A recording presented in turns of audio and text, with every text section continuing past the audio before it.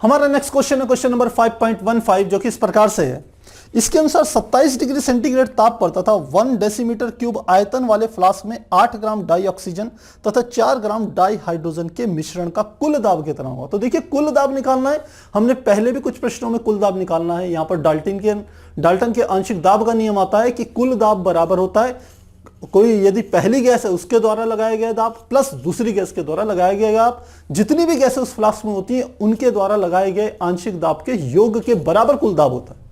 तो ठीक उसी कॉन्सेप्ट में इसको करेंगे। क्या क्या हमें दे दिया, टेम्परेचर दे दिया 27 डिग्री सेंटीग्रेड यानी कि T बराबर हमें दे दिया 27 डिग्री सेंटीग्रेड, और दाब हमारे को दे दिया है 1 डेसीमीटर क्यूब यानी कि वॉल्यूम कह सकते हैं जिसे 1 डेसीमीटर क्यूब, इसको 1 लीटर के बराबर भी लिख सकते हैं, आप जानते हैं। अब 8 ग्राम है डाई ऑक्सीजन तथा 4 ग्राम है डाई हाइड्रोजन, तो हम लिखते हैं 4 ग्राम ये ऑक्सीजन लिख लेते हैं और यहां पर हाइड्रोजन लिख लेते हैं।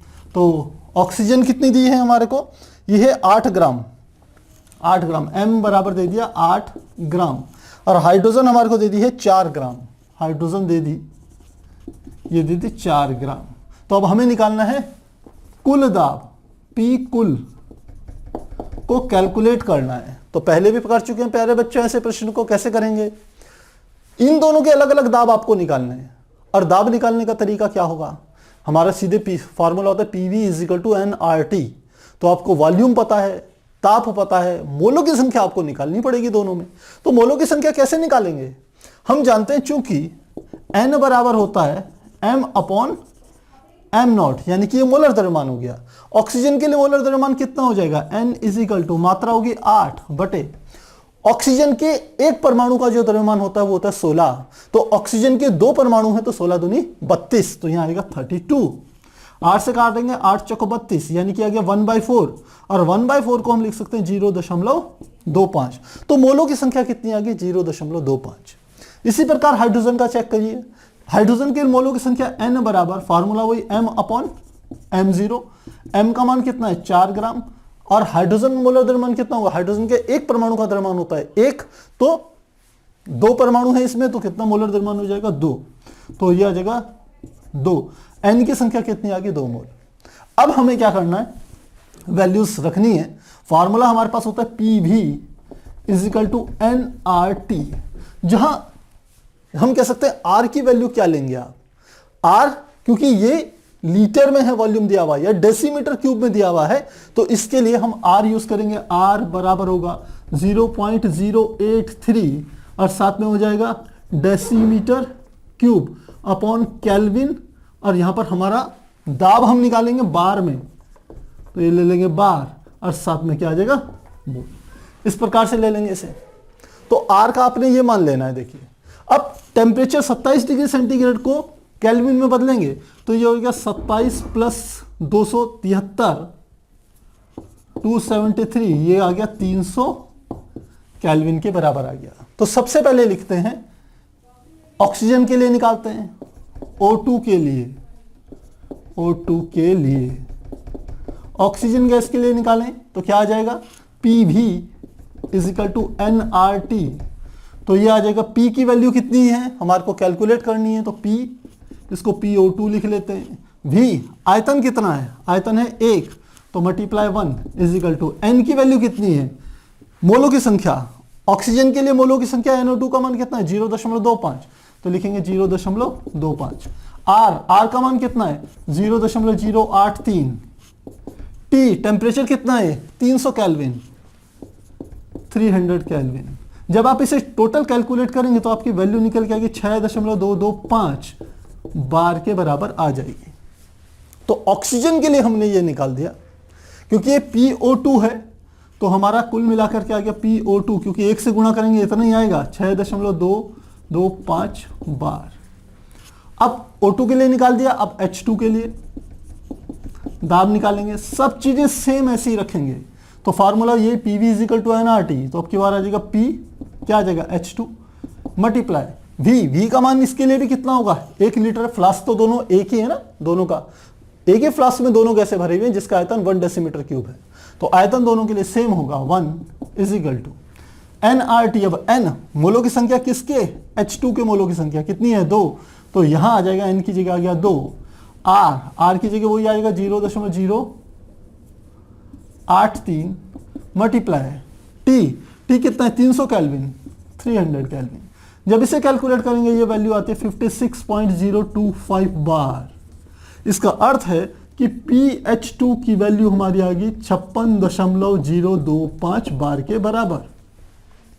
तो अब उस फ्लास्क में जिसमें दोनों गैसें भरी हुई हैं, ये फ्लास्क लिया मैंने, इसमें पहली ये गैस भरी हुई है, ये गैस कौन सी है, हमने कहा मान लेते हैं ये O2 है, और दूसरी गैस हम क्या ले रहे हैं हाइड्रोजन, O2 को मान लेते हैं ये H2 ले लेते हैं, ये H2 ले लिया हमने, और दूसरी O2, ये बड़े बड़े बना दिए मैंने O2 के लिए, ये किसकी है O2। तो दोनों एक ही फ्लास्क में भरी हुई है, तो कुल दाब क्या होगा, H2 गैस के द्वारा लगाया गया दाब प्लस O2 गैस के द्वारा लगाया गया दाब। तो डाल्टन के आंशिक दाब के नियम से P टोटल या P कुल बराबर PO2 प्लस PH2। PO2 का मान कितना है 6.225 प्लस PH2 का मान कितना है 56.025। टोटल कर लेंगे इसका तो हमारा जो निकल के आएगा, थोड़ी सी आपने ध्यान देना है, ये कैलकुलेशन करेंगे तो ये इतना मान नहीं आएगा, ये हमारा मान निकल के आएगा, ये आएगा 49.8 बार आएगा। कैलकुलेशन हम पहले कर चुके हैं और यहां आएगा 49.8 बार 8, इतना आ जाएगा। अब इन दोनों को जब जोड़ेंगे तब हमारा आएगा 56.025 बार, 025 बार के बराबर आ जाएगा। इस प्रकार से इस प्रश्न को क्या करेंगे, हल करेंगे। कैलकुलेशन प्यारे बच्चों खुद से आपने करनी है, कहीं पर भी कैलकुलेशन में कोई डिफरेंस आता है तो कोई प्रॉब्लम नहीं है, आपकी जो भी कैलकुलेशन होगी आप उसे सही समझेंगे। हमने एक बार रनिंग में कैलकुलेशन करके पहले कैलकुलेट करके रखा हुआ है, जिससे यह कैलकुलेशन में आपका टाइम वेस्ट ना हो। मेन बात है करेंगे कैसे, वो मेथड में आपको फोकस करके बता रहा हूं कैसे करेंगे। पहले का दाब निकालिए, ऑक्सीजन के द्वारा फ्लास्क पर कितना दाब पड़ा, फिर हाइड्रोजन के द्वारा कितना दाब पड़ा, और टोटल दाबों को जोड़ दीजिए, क्योंकि ये डाल्टन के आंशिक दाब के नियम से ये फार्मूला हमारा काम आएगा। तो इस प्रकार से इस प्रश्न को हल करेंगे। तो प्यारे बच्चों हमारा नेक्स्ट क्वेश्चन है 5.16, जो कि इस प्रकार से है। इसके अनुसार गुब्बारे के भार तथा विस्थापित वायु के भार के अंतर को पेलोड कहते हैं। यदि 27 डिग्री सेंटीग्रेड पर 10 मीटर त्रिज्या वाले गुब्बारे में 1.66 बार पर 100 किलोग्राम हीलियम भरी जाए तो पेलोड की गणना कीजिए। वायु का घनत्व और आर की वैल्यू इन्होंने दी हुई है। तो सबसे पहले जो इन्होंने दिया हुआ है पहले वो डाटा लिख लेते हैं। यहां हमारे को दे रखा है टेम्परेचर दे रखा 27 डिग्री सेंटीग्रेड, तो टी की वैल्यू हमने लिख ली, टी बराबर आ गया 27 डिग्री सेंटीग्रेड। सेकंड में त्रिज्या दे दी गुब्बारे की 10 मीटर, इसको हम स्मॉल आर से रिप्रेजेंट करेंगे, ये है 10 मीटर। थर्ड हमें दे रखा गुब्बारे में 1.66 बार, तो गुब्बारे पर जो हीलियम गैस है उसका दाब हमें दे दिया पी, हीलियम का दाब 1.66 बार। चौथी चीज दी है 100 किलोग्राम हीलियम भरी है। तो प्यारे बच्चों ये हिंदी का जो ये वर्जन है इसमें मिस्टेक है, यह जो 100 किलोग्राम भार है ये वास्तव में हीलियम गैस का ना होकर के गुब्बारे के मटेरियल का है। जिस मटेरियल से गुब्बारा बना हुआ है वो हीलियम गैस जिसमें भरी गई है उसका भार इन्होंने दे रखा है, तो ये गुब्बारे का भार है, इसमें आप संशोधन कर लेना। तो ये हमें दिया है 100 ग्राम, तो एम गुब्बारा बराबर ये दिया है 100 किलोग्राम, ये चीज हमें दे रखी है। तो पेलोड की गणना करनी है, यानी कि हमें कैलकुलेट करना है पेलोड, इसको निकालना है। और वायु का घनत्व दे दिया जिसे हम रो वायु लिखते हैं, यह बराबर दे दिया 1.2 किलोग्राम पर मीटर क्यूब, यह हमें दे दिया है। और आर की वैल्यू भी हमें दे दी है, आर बराबर है 0.083, यह आ गया बार डेसीमीटर क्यूब पर केल्विन पर मोल, ये हमें दे रखा है। तो हमें क्या कैलकुलेट करना, पेलोड निकालना है, ध्यान रखिएगा। और पेलोड इन्होंने प्रश्न में दे दिया कि पेलोड बराबर है विस्थापित वायु का भार, विस्थापित वायु का भार माइनस हीलियम भरे हुए गुब्बारे का कुल भार। तो कुल भार को हम कैसे लिख सकते हैं, गुब्बारे का भार या द्रव्यमान प्लस हीलियम गैस का द्रव्यमान, हीलियम गैस का भार। तो यदि आपको ये तीन चीजें पता चल जाए तो आप इसके द्वारा ये पेलोड कैलकुलेट कर सकते हैं। अब इन तीन चीजों में आपको गुब्बारे का भार 100 किलोग्राम पहले से यहां पर दे रखा है, गुब्बारे का द्रव्यमान। तो आपको विस्थापित वायु का भार तथा हीलियम गैस का भार दो चीजें क्या करनी है प्यारे बच्चों, कैलकुलेट करनी है। तो कैसे करेंगे इस प्रश्न को, इसकी थीम को समझिए। इन्होंने कहा एक इस प्रकार से गुब्बारा है, हीलियम का गुब्बारा, और इसमें क्या भरी हुई है, हमने कहा हीलियम भरी हुई है। हीलियम गैस आप जानते हैं हवा से क्या होती है, हल्की होती है, इसका घनत्व तो कम होता है, इसलिए यह हवा क्या करती है, इसको ऊपर की ओर धकेलती है। तो ये सबसे पहले यदि आपको विस्थापित वायु का भार निकालना है तो आपको पता होना चाहिए इस गुब्बारे का आयतन कितना होगा। जो गुब्बारे का आयतन होगा उसी के बराबर क्या होगी, वायु विस्थापित होगी। तो सबसे पहले हम यहां पर निकालेंगे गुब्बारे का आयतन, गुब्बारे का आयतन। आप फार्मूला जानते हैं, ये हो गया V = 4/3, क्योंकि गोलाकार होगा 4/3 पाई आर क्यूब। तो 4/3 पाई का मान 3.14 और आर का मान यहां पर दिया है, यह है 10 मीटर, तो यह आ गया 10 का क्यूब। जब इसे कैलकुलेट करेंगे तो हमारी जो V की वैल्यू निकल के आएगी वो आएगी 4187 मीटर क्यूब के बराबर आएगी। तो गुब्बारे का आयतन हमें पता चल गया।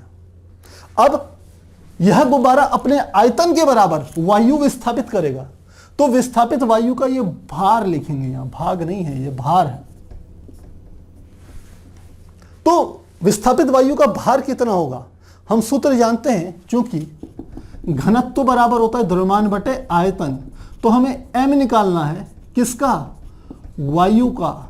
तो ये बराबर हो जाएगा घनत्व किसका, वायु का, मल्टीप्लाई आयतन यानी कि v। घनत्व वायु का दिया है हमें 1.2 किलोग्राम पर मीटर क्यूब, तो लिख लेंगे 1.2, और आयतन हमें पता है 4187।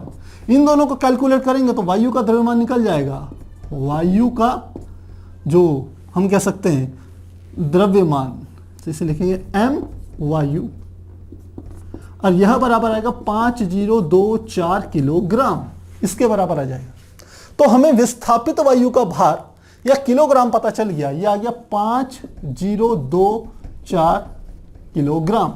गुब्बारे का भार हमें पता है 100 किलोग्राम। क्या रहेगा, केवल हीलियम गैस का भार रह गया कि इस बैलून के अंदर जो हीलियम भरी हुई है उस हीलियम का द्रव्यमान या भार कितना होगा, यह कैलकुलेट करना है। अब ये कैसे कैलकुलेट करेंगे ये समझिए। इन्होंने हमें प्रश्न में ताप दे रखा है, दाब दे रखा है हीलियम का, और आर की वैल्यू दे रखी है। तो हम आदर्श गैस समीकरण जानते हैं, पीवी बराबर होता है nRT। तो P का मान हमें पता है, V का मान हमें पता है। V क्या है, वॉल्यूम। गुब्बारे के अंदर जो हीलियम गैस भरी हुई होगी उसका आयतन क्या होगा, गुब्बारे के आयतन के बराबर होगा, वो भी हमें पता है। और इस आयतन को हम क्या करेंगे, सूत्र PV = nRT में रखेंगे, तो वहां से हम n की वैल्यू निकाल सकते हैं, यानी कि मोलों की संख्या।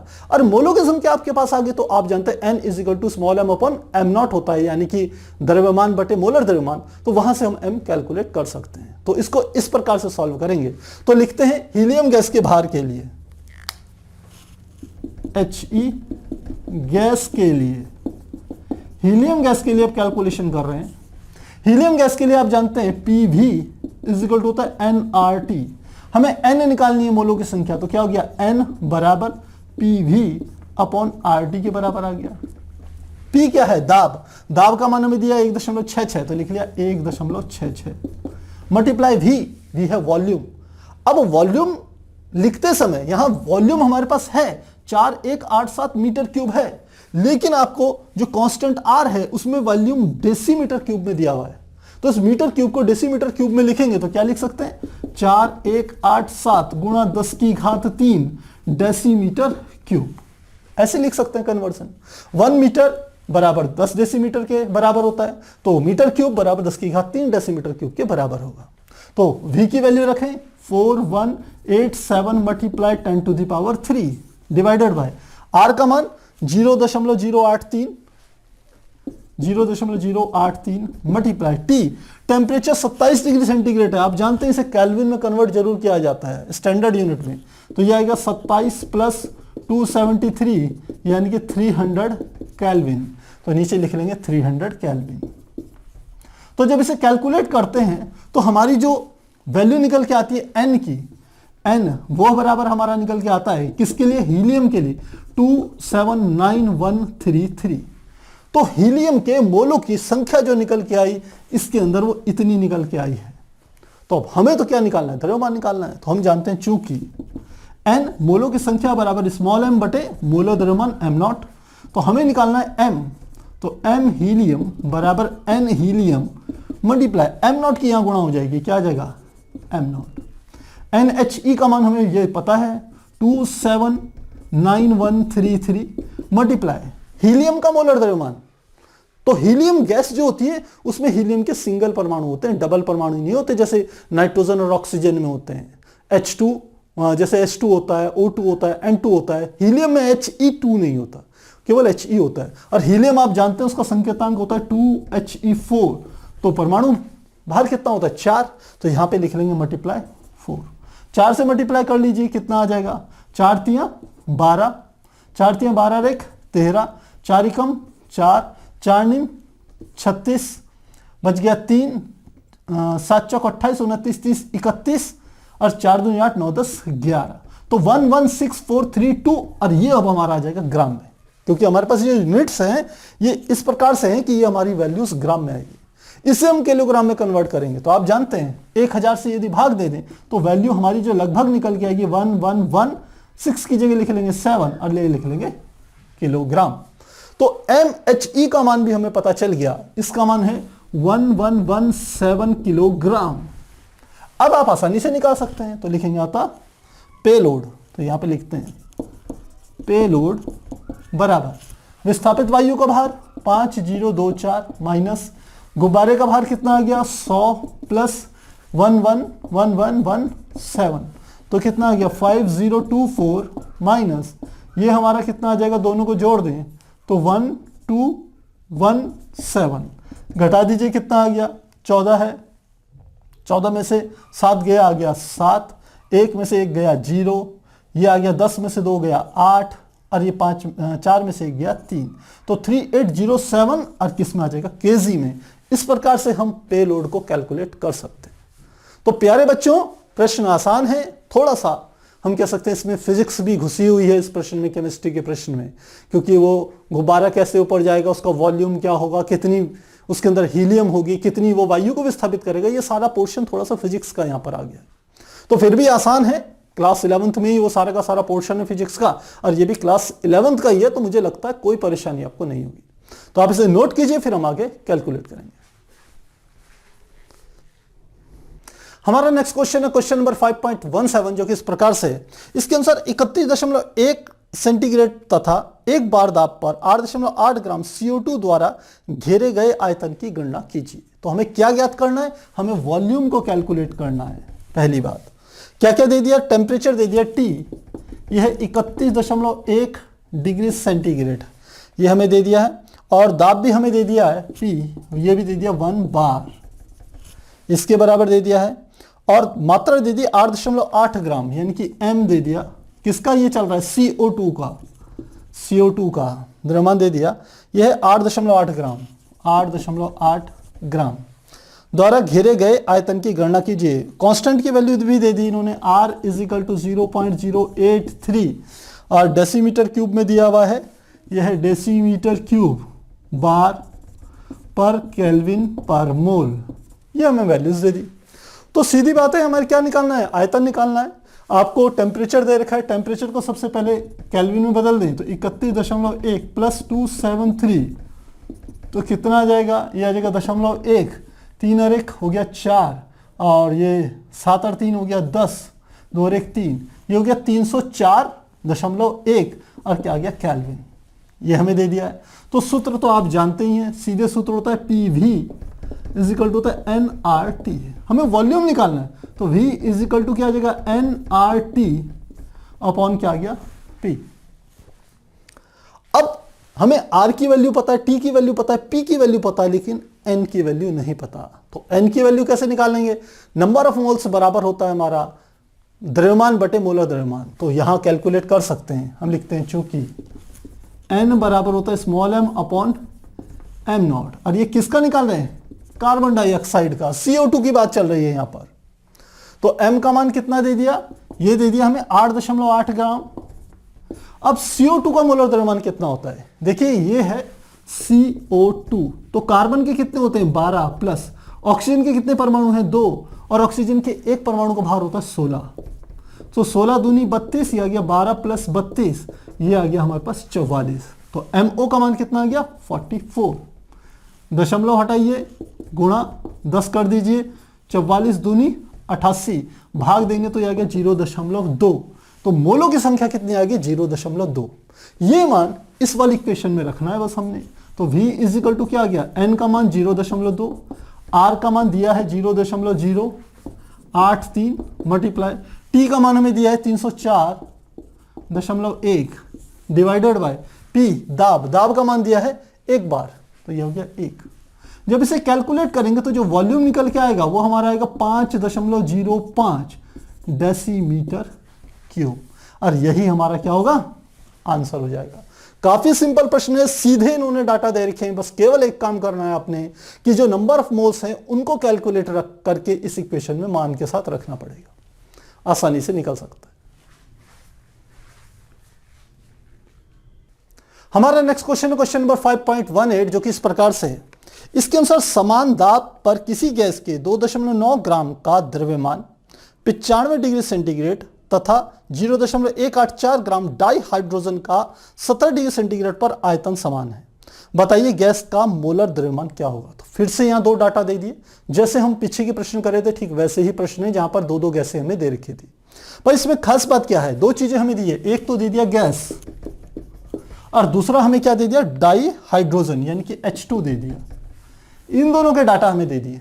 सबसे पहले कह रहा है समान दाब पर, तो इसका मतलब है जो दाब इस गैस का है P गैस का जो दाब यदि मैं P ले लूं तो हाइड्रोजन का जो दाब होगा, हाइड्रोजन गैस का भी जो दाब है PH2 वह भी किसके बराबर है P, तो दाब दोनों में क्या है समान।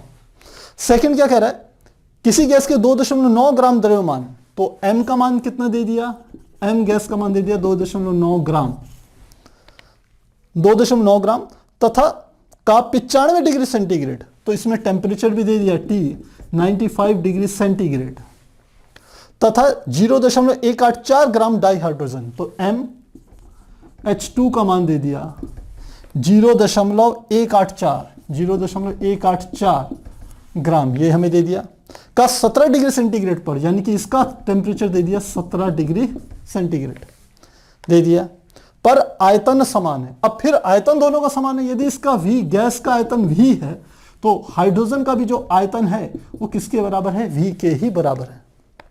बताइए गैस का मोलर द्रव्यमान क्या होगा, तो आपको इसमें MO की वैल्यू को क्या करना है, कैलकुलेट करना है गैस के लिए, ध्यान रखिएगा। तो कैसे करेंगे प्यारे बच्चों, सीधी सीधी देखी जाए तो हमको सारे डाटा दे दिए, अलग अलग गैसों के लिए यदि हम आदर्श गैस समीकरण का उपयोग करें तो हम आसानी से आंसर निकाल सकते हैं। कैसे, हम जानते हैं चूंकि आदर्श गैस समीकरण होती है हमारे पास PV is equal to nRT। तो सबसे पहले गैस की बात कर लेते हैं। तो गैस के लिए दाब हमारे पास क्या है, P गैस किसके बराबर है, P के ही बराबर है, तो यह गया P। आयतन V Vg ये गैस किसके बराबर है, V के ही बराबर है, तो गैस के लिए निकाल रहे हैं PV is equal to N किसका, गैस का, R रेडबर्ग कांस्टेंट, इसकी वैल्यू तो सेम ही होती है, ये हमारा R का R ही आ जाएगा, और साथ में T टेम्परेचर का मान कितना है, यह है 95 डिग्री सेंटीग्रेड, तो इसे लिख लेंगे 95 प्लस 273 इज इक्वल टू 5 और 3 8 9 और 7 16 2 और 1 3 368 केल्विन आ गया। तो ताप कितना आ गया, मल्टीप्लाई R की वैल्यू आप चाहें तो लिख लीजिए 0.083 और टेम्परेचर दिया हमारे को 368। ये पहली इक्वेशन होगी जो हमने गैस के लिए निकाल ली। सेकेंड, अब H2 गैस की बात करते हैं। H2 गैस के लिए डाटा देखते हैं, तो सूत्र तो यही लगेगा PV is equal to nRT। तो इसके लिए भी दाब क्या है, P का P है, तो लिख लेंगे P। आयतन भी VH2 कितना है, V के बराबर है, तो ये आ गया V इजिकल टू N, तो ये आ जाएगा N किसका, H2, H2 के मोलों की संख्या, H2 के मोलों की संख्या, R की वैल्यू 0.083 गुणा टेम्परेचर कितना है यहां पर दिया हुआ, ये 17 डिग्री सेंटीग्रेड है, तो इसको लिख सकते हैं 17 प्लस 273, तो कितना आ गया, 7 और 3 10, 7 और 1 8 और 1 9, 290 केल्विन आ गया। तो टेम्परेचर क्या लिख लेंगे, 290। ये हो गया समीकरण 2। समीकरण 1 तथा 2 के बाएं पक्ष समान है, PV PV, तो दाएं पक्ष भी समान होंगे, तो लिखते हैं समीकरण 1 व 2 से, तो ये आ जाएगा N गैस मल्टीप्लाई 0.083 मल्टीप्लाई 368 बराबर ये आएगा NH2 0.083 मल्टीप्लाई 290, ये हमारा निकल गया। अब हमें N गैस और NH2 के मान भी रखने होंगे। देखिए N गैस क्या है, यानी कि गैस के मोलों की संख्या, और गैस के मोलों की संख्या किसके बराबर होता है, हम सूत्र जानते हैं, ये होगा N gas small m upon m not, इसके बराबर होगा। तो m का मान कितना है, ये दे रखा 2.9, और m नॉट का मान हमें ज्ञात करना है, m नॉट आ गया। इसके लिए बात करें तो ये आ जाएगा NH2, H2 के मोलों की संख्या, फार्मूला वही m अपॉन m नॉट।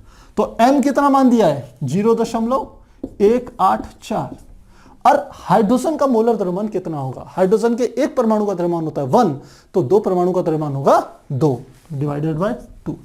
तो ये दोनों के दोनों मान इस समीकरण में रखेंगे, तो N गैस का मान 0.9 बटे 2.9 बटे m नॉट, 2.9 बटे m0 मल्टीप्लाई, अब देखिए इससे ये कट गया सीधे, तो इस डाटा को हटा देते हैं, 368 बराबर NH2 का मान कितना है, 0.184 बटे 2 मल्टीप्लाई कितना आ गया 290। हमें तो MO का मान चाहिए, तो MO की यहां गुणा कर दीजिए, तो यहां ले गया मैं MO को, यहां क्या था 2.9 मल्टीप्लाई 368। अब इस डाटा को इधर की ओर लाएंगे तो 2 तो ऊपर चले गया, और ये 0.184 नीचे, 0.184 मल्टीप्लाई 290 का आ गया नीचे। तो जब इसे सॉल्व करेंगे तो MO जो गैस का निकलेगा, ध्यान रखिएगा ये गैस का है जो हमसे पूछ रहा है, इसकी वैल्यू कैलकुलेट करके आएगी 40 ग्राम पर मोल के बराबर होगी। तो इस प्रकार से हम गैस का मोलर द्रव्यमान कैलकुलेट कर सकते हैं। कैलकुलेशन जरूर कीजिएगा प्यारे बच्चों, मैंने लगभग कैलकुलेट करके यहां रखा हुआ है, कहीं कोई डिफरेंस आता है तो जो आपका आंसर होगा उसी को सही मानिएगा। तो इस प्रकार से हम इस प्रश्न को हल करेंगे। हमारा नेक्स्ट क्वेश्चन है क्वेश्चन नंबर 5.19, जो कि इस प्रकार से, इसके अनुसार एक बार दाब पर डाई हाइड्रोजन तथा डाई ऑक्सीजन के मिश्रण में 20% डाई हाइड्रोजन जो कि भार में है रखा जाता है, तो डाई हाइड्रोजन का आंशिक दाब क्या होगा। तो देखिए प्रश्न में क्या क्या डाटा दे रखा है कि एक बार दाब पर डाई हाइड्रोजन और डाई ऑक्सीजन के मिश्रण में, यानी कि कुल दाब दे दिया। कहने का अर्थ इसका यह है कि एक फ्लास्क है, इसमें H2 प्लस O2 दोनों के दोनों हैं, तो फ्लास्क में जो कुल दाब है, यानी कि P टोटल, जिसे PT से रिप्रेजेंट कर रहा हूं मैं, P कुल, उसका मान दे दिया एक बार, ये हमारा आ गया 1 बार। अब प्रश्न क्या कह रहा है आगे कि डाई हाइड्रोजन तथा डाई ऑक्सीजन के मिश्रण में 20% डाई हाइड्रोजन है भार में, तो 20% क्या है, H2 का मान है, किसमें, भार में, भार में कितनी है, 20% है, यानी कि द्रव्यमान में। अब साथ में क्या कह रहा है, तो डाई हाइड्रोजन का आंशिक दाब, यानी कि हमें निकालना है PH2 को कैलकुलेट करना है, यानी कि हाइड्रोजन के द्वारा कितना दाब लगाया गया इसे कैलकुलेट करना है। और खास बात क्या है कि P कुल P टोटल का मान दे रखा है। तो प्यारे बच्चों आपको ध्यान हो, हमने एक्सरसाइज में एक प्रश्न कह सकते हैं एक डेरिवेशन करवाया था कि किसी भी हम कह सकते हैं गैस का जो आंशिक दाब होता है, यानी कि P, यदि यहां पर हम कहें H2 है तो PH2 बराबर होता है मोल प्रभाज के, मोल प्रभाज किसका, H2 का मोल प्रभाज, और मल्टीप्लाई हमारा आ जाता है P टोटल के बराबर आएगा। किसी भी गैस का जो आंशिक दाब होगा वो उसके मोल प्रभाज गुणा कुल दाब के गुणनफल के बराबर होता है। तो इस सूत्र से हम इसको आसानी से निकाल सकते हैं। अब बात आती है आखिर मोल प्रभाज को आप निकालेंगे कैसे। मोल प्रभाज्य क्या क्या होता था, इसका सूत्र आपको बताएं। मोल प्रभाज्य यदि हम H2 का निकाल रहे हैं तो यह बराबर आ जाएगा H2 के मोलों की संख्या डिवाइडेड बाय, कौन सी दो गैसें हैं, H2 और O2 हैं, तो H2 के मोलों की संख्या प्लस O2 के मोलों की संख्या। ये इसका क्या होता है, फार्मूला होता है। तो ये आपको निकालना है, ये आपको पता है। इसको निकालने के लिए हाइड्रोजन और ऑक्सीजन के दोनों के मोलों की संख्या आपको ज्ञात करनी है, और मोलों की संख्या ज्ञात करनी है तो आपको द्रव्यमान मानना पड़ेगा, सीधी सी बात है। तो हम क्या कह रहे हैं, हमने लिखा माना गैसों का कुल द्रव्यमान, गैसों का कुल द्रव्यमान बराबर ले लिया 100 ग्राम, कुल द्रव्यमान है 100 ग्राम, तो लिखेंगे अतः। अब हमारे को पता चल गया कि जो H2 होगा, H2 का द्रव्यमान, H2 का द्रव्यमान कितना होगा 20 ग्राम, और इसी प्रकार से O2 का द्रव्यमान M वो कितना होगा 80 ग्राम। तो यह हमें पता चल गया। तो अब इनके मोलों की संख्या कैलकुलेट कर सकते हैं, यानी कि NH2 NO2 निकाल सकते हैं। यहां से कैसे, हम जानते हैं NH2 हाइड्रोजन के मोलों की संख्या बराबर इसका द्रव्यमान बटे मोलर द्रव्यमान। द्रव्यमान कितना है 20 ग्राम, मोलर द्रव्यमान कितना आप जानते हैं हाइड्रोजन का होता है 2, तो कैलकुलेट करेंगे तो कितना आ जाएगा, ये हमारा आ जाएगा 10। तो यानी कि NH2 की जो वैल्यू हमारी निकल के आई वो कितनी आ गई, 10 के बराबर आ गई मोलों की संख्या। सेकंड हम चलें O2 पर, तो O2 का द्रव्यमान है इतना, तो NO2 बराबर आ जाएगा M upon capital M not. तो द्रव्यमान कितना हो गया 80 ग्राम। ऑक्सीजन के मोलों की, ऑक्सीजन का मोलर द्रव्यमान, ऑक्सीजन के एक परमाणु का जो परमाणु भार होता है वो 16 होता है, दो परमाणु का हो जाएगा 16 दूनी 32, तो इसका मोलर द्रव्यमान कितना हो गया 32। कैलकुलेट कीजिए तो ये आ जाएगा, 8 से काटें तो ये 10 बार आ गया, 8 से काटें 8 चौको 32, कैलकुलेट करेंगे तो NO2 4 दूनी 8 और 4 पंजे 20, 2.5 मोल। तो ये पता चल गया, ये हमारा आ गया 10 आ गया, ये आ गया 2.5 मोल। तो अब हम इसकी वैल्यू कैलकुलेट कर सकते हैं। कैलकुलेट करेंगे तो क्या आ जाएगा XH2 यानी कि H2 का मोल प्रभार, NH2 कितना दिया है हमारे पास 10 डिवाइडेड बाय NH2 कितना है, ये तो 10 है और ये 2.5 है, ये आ गया 10 प्लस 2.5, तो ये आ गया 10 बटे 10 और 2 12.5। अब डेसिमल हटाइए, यहां पर क्या आ गया 0, 25 चौको 100 और 25 पंजा 125, तो XH2 बराबर आ गया 4/5, और इसको आप सॉल्व करेंगे तो कितना आ जाएगा, 5 से काटेंगे 5 8 40, तो 0.8 आ जाएगा। अब ये मान इस समीकरण में रखना है तो मान रख देते हैं इस वाली समीकरण में, तो क्या आ गया PH2 बराबर XH2 का मान 0.8 मल्टीप्लाई P टोटल का मान कितना है 1 बार है, तो लिख लेंगे 1, तो टोटल कितना आ गया, ये आ गया 0.8 और मात्रा क्या आ जाएगा बार। तो मिश्रण में जो हाइड्रोजन का जो आंशिक दाब होगा वो 0.8 बार के बराबर होगा। काफी अच्छा प्रश्न है, काफी इंपॉर्टेंट प्रश्न है, क्योंकि यहां पर एक हम नए फार्मूले को हमने यहां पर प्रश्नों में देखा है जो इससे पहले इस एक्सरसाइज में नहीं आया था, तो इसको अच्छे से आपने तैयार करना है। हमारा नेक्स्ट क्वेश्चन है 5.20 जो कि इस प्रकार से है। इसके अनुसार PV² T² बटे N राशि के लिए SI इकाई क्या होगी, यानी कि इसके SI यूनिट हमें कैलकुलेट करनी है। तो क्या दे दिया PV² T² बटे N के लिए, बटे हमारा क्या आ गया N के लिए हमें मात्रक बताना है। तो किस प्रकार से करेंगे प्यारे बच्चों, SI मात्रक हमें सबके मात्रक पता होनी चाहिए, तभी आप इसे कैलकुलेट कर पाएंगे। तो सबके मात्रक कैसे निकालेंगे, आपको पता होना चाहिए P क्या होता है दाब, और दाब बराबर क्या होता है बल बटे क्षेत्रफल F/A। तो बल का मात्रक क्या होता है न्यूटन, तो आप इसे लिख सकते हैं किलोग्राम मीटर प्रति सेकंड स्क्वायर मल्टीप्लाई क्षेत्रफल का मात्रक क्या आ गया मीटर स्क्वायर। तो यहां से ये कट जाएगा तो हमारा कुल मिलाकर दाब का मात्रक क्या आ जाएगा, यह आ जाएगा किलोग्राम बटे मीटर गुणा सेकंड स्क्वायर। ये आ गया पी का मात्रक। अगला है वी स्क्वायर, तो वी स्क्वायर किसका होता है? आयतन। वी स्क्वायर आयतन का मात्रक क्या होता है? मीटर की घात 3, और इसका भी हो जाएगा स्क्वायर, यानी कि मीटर की घात क्या आ जाएगा? 6 हो जाएगा ये हमारा। सेकंड, थर्ड हम कहें टी होता है टेम्परेचर, तो टेम्परेचर का मात्रक क्या होता है? टी स्क्वायर है। केल्विन होता है, तो इसका मात्रक क्या हो जाएगा? के स्क्वायर हो जाएगा। नीचे है एन, एन आप जानते हैं क्या होता है? एन का मात्रक होता है मोल। तो बस ये चीजें यहां पर प्लेस कर देनी है आपने, तो क्या आ जाएगा निकल के? देखें तो ये आ जाएगा P V square T square बटे एन बराबर, पी का मात्रक कितना आ गया?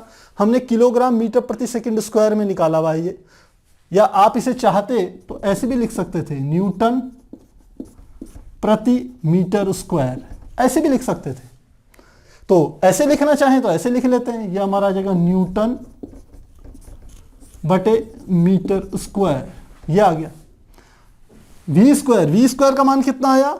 मीटर की घात 6, तो यह आ गया मीटर की घात 6 मल्टीप्लाई टी स्क्वायर आप जानते हैं ये केल्विन का स्क्वायर है, तो यह आ गया केल्विन स्क्वायर, केल्विन का स्क्वायर। और नीचे क्या आ गया? एन क्या आ गया? मोल। तो मात्रक क्या निकल गया? ये 2 है, ये 6 है, तो कट के कितनी रह जाएगी? 4, तो ये हो गया न्यूटन मीटर की घात 4 केल्विन की घात केल्विन का स्क्वायर बटे क्या आ जाएगा? मोल। तो इस प्रकार से हम इसे लिख सकते हैं। और आप यदि इस फॉर्म में लिखना चाहते किलोग्राम मीटर प्रति सेकंड स्क्वायर के रूप में, तब क्या आ जाता? यदि सेकंड रूप में लिखा जाए इसी चीज को, तो क्या आ जाएगा? इसे लिख सकते हैं पी का मात्रक किलोग्राम बटे मीटर गुणा सेकंड स्क्वायर बटे मीटर गुणा सेकंड स्क्वायर, साथ में वी स्क्वायर का मात्रक मीटर की घात 6, टी स्क्वायर का मात्रक यानी कि केल्विन की स्क्वायर बटे इसका मात्रक क्या आ जाता? मोल। तो अब कटता ये, इससे एक घात कट जाएगी, ये 5 रह जाएगी, तो क्या आता? किलोग्राम, फिर आता मीटर की घात 5, साथ में आता केल्विन स्क्वायर, नीचे आ जाता हमारा सेकंड स्क्वायर मोल। तो चाहे आप इस रूप में लिखिए, चाहे आप इस रूप में लिखिए, न्यूटन या इसके रूप में लिखिए, दोनों ही रूप में ये सही है। तो इस प्रकार से इसे हल करेंगे। हमारा नेक्स्ट क्वेश्चन है 5.21, जो कि इस प्रकार से, इसके अनुसार चार्ल्स के नियम के आधार पर समझाइए कि न्यूनतम संभव ताप -273 डिग्री सेंटीग्रेड होता है। तो चार्ल्स के नियम के अकॉर्डिंग बताना है। तो चार्ल्स का नियम क्या कहता है? चार्ल्स का नियम यह कहता है कि स्थिर दाब पर किसी गैस का जो आयतन होता है वो उसके ताप के अनुक्रमानुपाती होता है। यानी कि हम जानते हैं P, जो यदि दाब स्थिर है, स्थिर दाब रख लिया जाए, यानी कि P को क्या रख लिया जाए? नियत, तब ये कहते हैं जो V होता है वो अनुक्रमानुपाती होता है ताप T के। जैसे जैसे आप ताप बढ़ाएंगे गैस का आयतन बढ़ता चले जाएगा। तो अब ये प्रश्न पूछ रहे हैं कि -273 -273 डिग्री सेंटीग्रेड ही न्यूनतम ताप क्यों है, इससे कम क्यों नहीं हो सकता? तो देखिए, यदि हम चार्ल्स के नियम को समझें और हम कह सकते हैं नियत दाब पर P पर यदि ग्राफ प्लॉट करा जाए, तो ग्राफ प्लॉट करते हैं इस प्रकार से। यहां पर हमने क्या ले लिया? टेम्परेचर ले लिया T, और ये टेम्परेचर डिग्री सेंटीग्रेड में ले रहे हैं। तो यहां पर मान लेते हैं ये 0 है, यहां पर हम ले लेते हैं, यहां की बजाय यहां ले लें, यहां ले लेते हैं -100, यहां -200, और यहां पर ले लेते हैं -300 डिग्री सेंटीग्रेड है। ये सब डिग्री सेंटीग्रेड में है प्यारे बच्चों। ये 100 पॉजिटिव डिग्री सेंटीग्रेड, ये 200 डिग्री सेंटीग्रेड, ये 300 डिग्री सेंटीग्रेड है। तो ताप ऐसे आ गया। तो दूसरी अक्ष में क्या लेना है? वॉल्यूम लेना है। तो ये हमने क्या ले लिया? वॉल्यूम। चूंकि V अनुक्रमानुपाती है T के, तो यदि मैं एक P1 दाब पर कोई भी एक गैस ले लूं और उसका दाब नियत कर दूं P1, तो उसका जब ग्राफ खींचा जाता है तो ग्राफ इस प्रकार से आता है, ऐसे हमें ग्राफ मिलता है। यदि हम, ये हमारा है जब दाब क्या है? P1।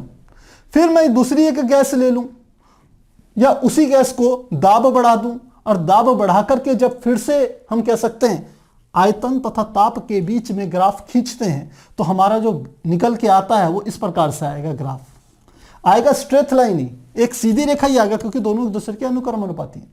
इसी प्रकार तीसरे दाब पर, ये मान लेते P2 है, तीसरे दाब पर भी यदि मैं ग्राफ खींचूं तो वो इस प्रकार से ग्राफ निकल के आता है, ये हमारा होता है P3। अब यदि इन ग्राफों को पीछे की ओर मिलाया जाए, इस प्रकार से मैं मिलाऊं, इस प्रकार से इसको मिलाऊं, इस प्रकार से इसको मिलाऊं, तो ये तीनों बिंदु एक ही बिंदु पर जाकर के मिलते हैं। और वह बिंदु कौन सा बिंदु होता है? यह बिंदु होता है -273.15 डिग्री सेंटीग्रेड। इन ग्राफों को पीछे मिलाने पर एक ही बिंदु पर आते हैं। तो इससे क्या बात हमें पता चली? इससे हमें यह बात पता चली कि यदि गैसों का ताप घटाते चले जाएं तो -273.15 डिग्री सेंटीग्रेड पर गैस का आयतन शून्य हो जाता है। ध्यान रखिएगा इस बात को, गैस का आयतन -273.15 डिग्री सेंटीग्रेड पर शून्य हो रहा है। अब आप कहोगे कि सर तो क्या हो गया, आप और घटा दीजिए ताप। यदि ताप और घटाएंगे तो अब आयतन किस में जाएगा? नेगेटिव में जाएगा, ऋणात्मक जाएगा। जबकि यह नहीं माना जाता कि कोई भी जो द्रव्य है उसका आयतन ऋणात्मक हो सकता है, ऋणात्मक नहीं हो सकता किसी द्रव्य का आयतन। तो इसलिए कहा गया है कि जो न्यूनतम संभव ताप है वो -273 या -273.15 डिग्री सेंटीग्रेड ही हो सकता है, उससे कम नहीं हो सकता। इसलिए ये जो संभव ताप है, न्यूनतम संभव ताप है, वो इतना ही होगा। तो मुझे लग रहा है ये बात समझ में आ गई होगी। आपको लिखना पड़ेगा क्योंकि -273.15 डिग्री सेंटीग्रेड पर सभी गैसों का जो आयतन होता है वो शून्य हो जाता है, और ताप को यदि इससे कम करें तो आयतन ऋणात्मक होगा, जो कि संभव नहीं है। इसलिए न्यूनतम संभव ताप -273.15 डिग्री सेंटीग्रेड होगा। तो काफी आसान है। अगला प्रश्न देखें। अगला प्रश्न है प्रश्न 5.22। इसे देखते हैं। ये क्या कहते हैं? कार्बन डाइऑक्साइड तथा मीथेन का क्रांतिक ताप 31.1 डिग्री सेंटीग्रेड तथा -81.9 डिग्री सेंटीग्रेड है। इनमें से किसमें प्रबल अंतर आणविक बल है तथा क्यों? तो क्या क्या चीजें हमें दे दी? क्रांतिक ताप, पहले समझिए क्रांतिक ताप क्या होता है। क्रांतिक ताप वह अधिकतम ताप है जिस पर कि कोई गैस गैसीय अवस्था से द्रव अवस्था में परिवर्तित हो जाती है। अधिकतम ताप बोला, उस अधिकतम ताप से कम ताप पर तो गैस द्रवित हो ही जाएगी, लेकिन अधिकतम ताप को ही हम क्या कहते हैं? क्रांतिक ताप कहते हैं। चैप्टर में हमने इसे डिटेल में आपको समझाया। तो किस किस का दे दिया? क्रांतिक ताप हमें दे दिया कार्बन डाइऑक्साइड का, क्रिटिकल टेम्परेचर है कार्बन डाइऑक्साइड का और मीथेन का। क्या क्या दे दिया? कार्बन डाइऑक्साइड का दे दिया 31.1 डिग्री सेंटीग्रेड, और दूसरा मीथेन का हमको दे दिया -81.9 डिग्री सेंटीग्रेड। अब बोल रहा है कि इन गैसों में से किसके अणुओं के बीच अंतर आणविक बल अधिक होगा और क्यों? अब बात समझिए इसको। हमने थ्योरी में भी ये बात डिटेल में आपको समझाई थी। कोई भी गैस है, मान लेते मैंने कंटेनर लिया, इसमें ये गैस के अणु हैं। जब हमने आदर्श गैस की बात करी थी तो हमने कहा था आदर्श गैस के अणुओं के बीच किसी प्रकार का कोई बल कार्य नहीं करता, कोई आकर्षण बल कार्य नहीं करता। उसकी हाइपोथेसिस में हमने लिया था, लेकिन हमने देखा था वही हाइपोथेसिस बाद में गलत हो गई थी। क्योंकि यदि किसी गैस के अणुओं के बीच कोई बल काम नहीं करेगा तो उस गैस को कभी भी द्रवित नहीं कर सकते आप। किसी भी ताप पर वो द्रवित नहीं होगी, गैसीय अवस्था से द्रव अवस्था में परिवर्तित नहीं होगी।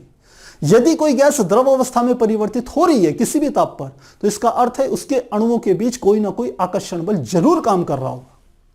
तो यह बात हमने यहां पर समझी कि मेरे पास कोई एक गैस है, मान लेते हैं इसके अणुओं के बीच में आकर्षण बल लग रहा है। अब आकर्षण बल तो लग रहा है, लेकिन इसके अणु क्या है? एक दूसरे से दूर हैं, क्योंकि गैसीय अवस्था में है। अब यदि मैं ताप घटाता हूं, तो चैप्टर के स्टार्टिंग में हमने आपको बात बताई थी कि ठोस द्रव गैस अवस्था दो चीजों पर निर्भर करती है। पहला तो ताप पर, यदि आप ताप घटाएंगे तो गैस द्रव में परिवर्तित होगी, द्रव ठोस में परिवर्तित होगा, पहली बात। दूसरी बात, जो इंटरमॉलिक्यूलर फोर्स होता है, अंतर आणविक बल होता है, वह सबसे अधिक होता है ठोस अवस्था में, उससे कम होता है द्रव अवस्था में, और सबसे कम होता है गैस अवस्था में। तो यदि दो अणुओं के बीच में लगने वाला आकर्षण बल अधिक होगा तो ताप को थोड़ा सा भी घटाएंगे तो यह क्या होगा? गैस क्या होगी, द्रव में परिवर्तित हो जाएगी। और यदि इनके बीच में लगने वाला आकर्षण बल बहुत ही कम होगा तो आप ये मानिए, या बिल्कुल इसके बीच में यदि आकर्षण बल लगेगा ही नहीं, तो आप ताप कितना भी घटाते जाइए ये कभी द्रव में परिवर्तित नहीं होगी, जो हमारी आदर्श गैस की थ्योरी है। तो इन बातों से क्या निष्कर्ष निकला, इन बातों से कुल मिला के यह निष्कर्ष निकला कि जिस गैस के अणुओं के बीच में आकर्षण बल ज्यादा होता है वह जल्दी द्रवित हो जाती है। जल्दी द्रवित मतलब वो अधिक ताप पर ही द्रवित हो जाएंगी। और जिस गैस के अणुओं के बीच आकर्षण बल कम होगा उनको द्रवित करने के लिए आपको ताप को बहुत कम लेवल तक घटाते जाना पड़ेगा। बस यही यहां पर सिद्धांत है। तो आप देख रहे हो, चूंकि TCO2 का मान बड़ा है TCH4 से, अतः CO2 के अणुओं के मध्य आकर्षण बल अधिक होगा,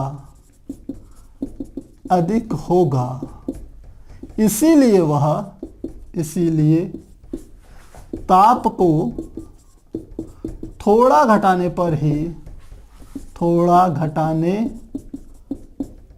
ही वह द्रवित हो जाती है। और मीथेन गैस के अणुओं के बीच आकर्षण बल कम लग रहा है CO2 से, इसीलिए इसका ताप घटाते बहुत कम कर रहे हो, -81.9 ले जा रहे हो, तब कहीं जाकर के वो द्रवित होगी। तो इस प्रकार से हम क्या कर सकते हैं, इसको समझ सकते हैं। आप नोट कीजिए, फिर हम लास्ट क्वेश्चन करेंगे। तो प्यारे बच्चों, इस चैप्टर का जो लास्ट प्रश्न है अभ्यास का वो है 5.23, जो कि इस प्रकार से है। इसके अनुसार वंडरवाल प्राचल की भौतिक सार्थकता को समझाइए। वंडरवाल की जो इक्वेशंस हैं, वंडरवाल के समीकरण का हमने जिक्र किया था, वो हमारे पास होती थी P + AN² / V², साथ में होती थी V - B = होती थी RT। और इसको यदि आदर्श गैस से कंपेयर करें तो वो होता था PV = होता था nRT। इसको भी आप चाहें तो n के रूप में, ये PV n यदि ले रहे हैं तो यह आएगा NB और यहां आ जाएगा nRT, ऐसे लिख सकते हैं। ये समीकरण हमारी कौन सी थी, ये तो आदर्श गैस समीकरण होती है, और यह वाली हमारी क्या होती है, वंडरवाल गैस समीकरण। अब इसमें प्राचल या कांस्टेंट्स क्या क्या हैं, एक तो है A और दूसरा होता है B, A और दूसरा क्या है B। अब आप देखिए A जो पद है वो किसके साथ आ रहा है, वो दाब वाले पद के साथ आ रहा है। तो इसका अर्थ है कि ये A कहीं ना कहीं दाब से संबंधित है। अब दाब से संबंधित क्यों है, हमने आपको ये बात समझाई थी चैप्टर में कि आदर्श गैस समीकरण की जो विभिन्न परिकल्पनाएं हैं उसमें से दो परिकल्पनाएं जो बाद में गलत मानी गई, वो पहली ये थी कि किसी गैस के अणुओं के बीच में किसी प्रकार का कोई आकर्षण बल नहीं लगता। तो यदि गैस के अणुओं के बीच में कोई आकर्षण बल ही नहीं लगेगा तो गैस हमने कहा कभी द्रवित नहीं हो सकती। लेकिन गैसें क्या होती है, उनका ताप घटाने पर वो द्रवित हो जाती है, गैस अवस्था से द्रव अवस्था में परिवर्तित हो जाती है। इसका अर्थ है गैस के अणुओं के बीच कोई ना कोई आकर्षण बल कार्य कर रहा है। तो इससे एक बात समझ में आती है कि दाब क्या होता है। हमने कोई एक गैस ली और गैस के ये छोटे छोटे अणु थे, ये जब गैस के अणु बर्तन की दीवार से टक्कर मारते हैं जितनी जोर से, हम कहते हैं गैस के द्वारा लगाया गया दाब उतना ही अधिक होता है। तो आदर्श गैस में तो माना गया कि अणुओं के बीच में कोई प्रकार का बल ही नहीं है, तो ये जो अणु है ये अपनी पूरी टक्कर से क्या करेगा, बर्तन की दीवार पर टक्कर मारेगा, तो दाब ज्यादा होगा।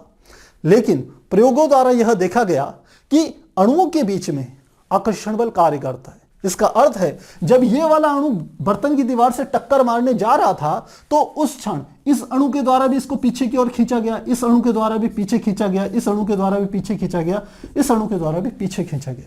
तो इसका अर्थ है इसको जितनी जोर से बर्तन की दीवार पे टक्कर मारनी चाहिए थी, इसने इतनी जोर से टक्कर नहीं मारी। ये क्यों आया, इसके दाब में इतना अंतर क्यों आ गया, क्योंकि यह अणुओं के बीच में आकर्षण बल कार्य कर रहा है।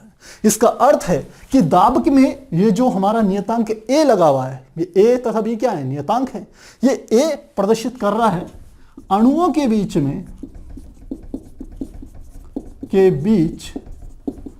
लगने वाले आकर्षण बल को, आकर्षण बल के द्वारा हम क्या कर सकते हैं, इसको प्रदर्शित कर सकते हैं।